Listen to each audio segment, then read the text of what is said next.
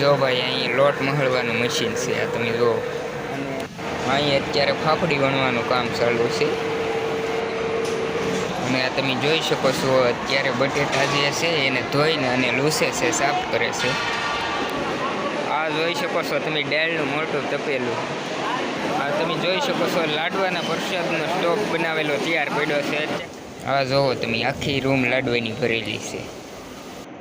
અને આ છે બટેટાનો સ્ટોક. આ જુઓ તમે બકાલું ને એવું મળેલું હોય ને એને હેરાફેરી કંઈક આવી રીતના કરે. આ રેકડી ઉપર આ તમે જુઓ.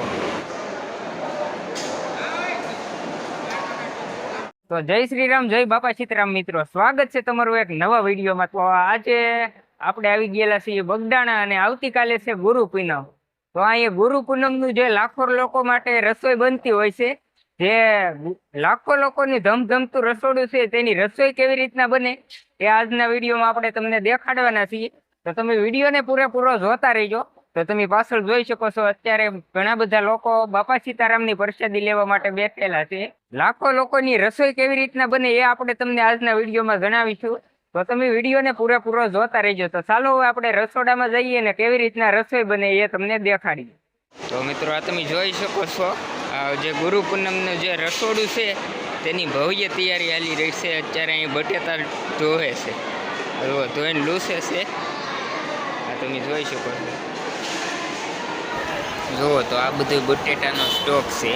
આવડો આ જે ધોઈ ગયેલા બટેટા છે એનો સ્ટોક કરેલો છે અને હવે લૂસે છે. અને આ તમે જોઈ શકો છો અત્યારે આખી રૂમની અંદર લાડવાનો સ્ટોક ભરેલો છે. આ તમે જુઓ.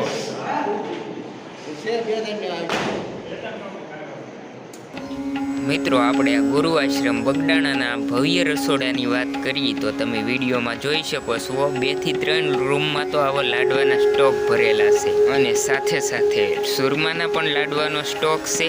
અને બીજી રૂમમાં આપણે જઈએ તો ત્યાં પણ મોતીસૂરના લાડવા અને મોહનથાળનો સ્ટોક આપણને જોવા મળે છે. તો આ તમે વિડીયોમાં જોઈ શકો છો. આ જુઓ તમે મોહનથાળનો સ્ટોક. અને આ છે બટેટાનો સ્ટોક. આ જુઓ તમે. તો મિત્રો, આજના વિડીયોમાં આપણે તમને જે ગુરુ પૂનમનું જે ભવ્ય રસોડું છે તેમાં કઈ રીતના રસોઈ બને છે એ આજના વિડીયોમાં આપણે દેખાડવાના છીએ. તો તમે વિડીયોને પૂરેપૂરો જોતા રહેજો. તો આ તમે જોઈ શકો છો અત્યારે અહીંયા ફાફડી ગાંઠિયાનો પ્રસાદ બને છે. આ તમે જોઈ શકો. તો આ રીતના અહીંયા લોટ મખળાય છે આ મશીન. અને અહીંયા લોટના ગુંડલા કરી અને પછી અહીંયા ગાંઠિયા પાડે છે. તમે મશીનથી જોઈ શકો છો.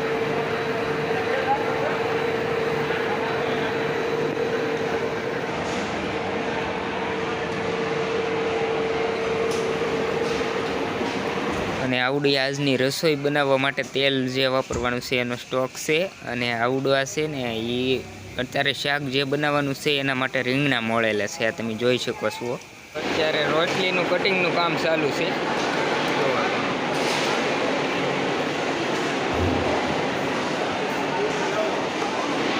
અને આવડા ભાઈ જો અહીં ઘીવાળી રોટલી સોપડે છે. આ જોવો તમે, આ ટેબલ જેવું છે એમાં દાળ ભરીને જ્યાં આપણે બેઠેલા હોય ને જમવા ત્યાં સુધી આ પુગાડવાનું છે. હા તમે જુઓ.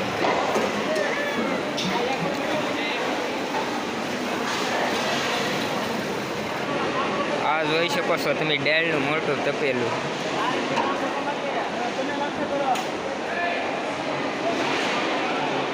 આ તમે જોઈ શકો છો લાડવાના પ્રસાદનો સ્ટોક બનાવેલો તૈયાર પડ્યો છે અત્યારે. અને અહીંયા લાડવા બનાવે છે. આ તમે જુઓ.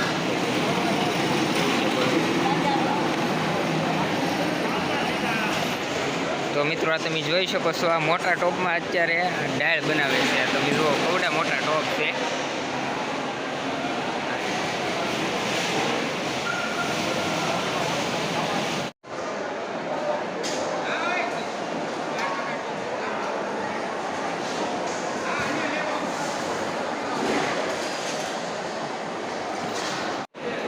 તો મિત્રો, તમે જોઈ શકો છો અત્યારે અહીં શાક બનીને તૈયાર થઈ ગયું છે. અને આ જે રેકડી જેવો ઘોડો છે એમાં ભરી અને આ જે જમવા બેઠા છે ત્યાં સુધી આ પુગાડે છે.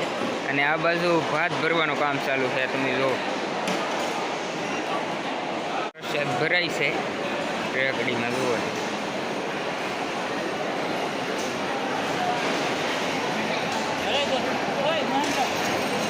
જોઈ શકો છો તમે કવડી મોટી સોઇલ છે આ જે આ જમીનની અંદર ગાળેલી છે અને ઉપર મોટા મોટા ચૂલા છે જે આ ઘડીએ આપણે તમને વિડીયોમાં દેખાડશું ને આ મોટા મોટા ટોપમાં શાક ને એવું બનાવે છે. અને આ તમે જોઈ શકો છો આવડો જે બકાલું ને એવું મળેલું હોય ને એને હેરાફેરી કંઈક આવી રીતના કરે આ રેકડી ઉપર. આ તમે જુઓ